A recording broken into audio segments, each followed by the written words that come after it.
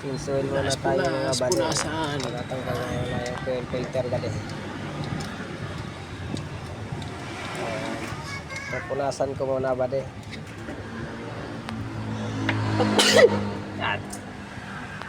Punasan na natin. Kapit ko na yung oil filter ng mga buddy. Mabilis lang kabit yan mga buddy. Ikot-ikot ko lang yung filter.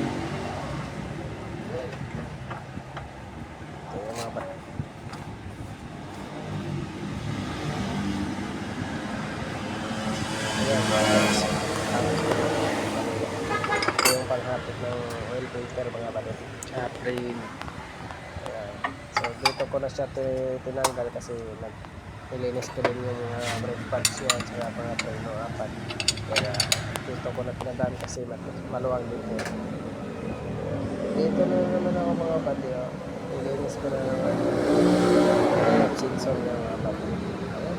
Daming itim-itim ng kulangan mga bate siyempre gamitan natin yan ng ulong pads mga bate para masurkit natin yung sa loob pinipikit yun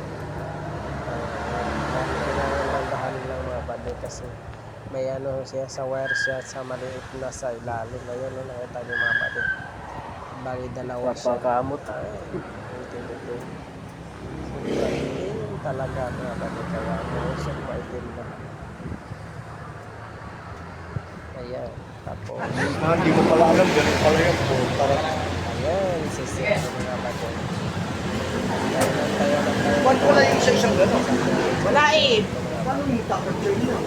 ayan Okay na, picture na. Siya sigurado ah. Naman, magaling magtansya yan. ito yung pasisip mga bate Tansya mo yan. Kung di ka siya ganyan. Apa. Isa pa.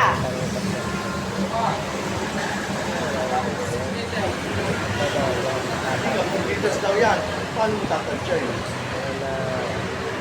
Nangis na mga bate May kuhit naman yan. May kuwi. Magaling naman siya yan.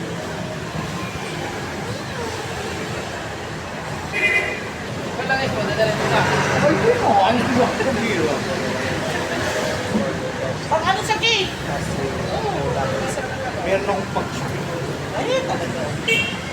so kasi yung lens mga bate Ite-text ko na ba si mother? ito dalawang ganun mga bate so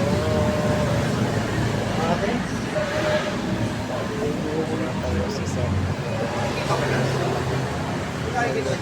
isang sabi ko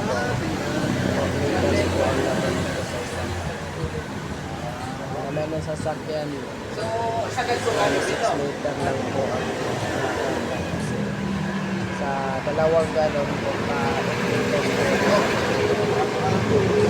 babawas natin Ay, kita yung loob? galon balik ulit tayo Ayan. yan ba okay yan po sir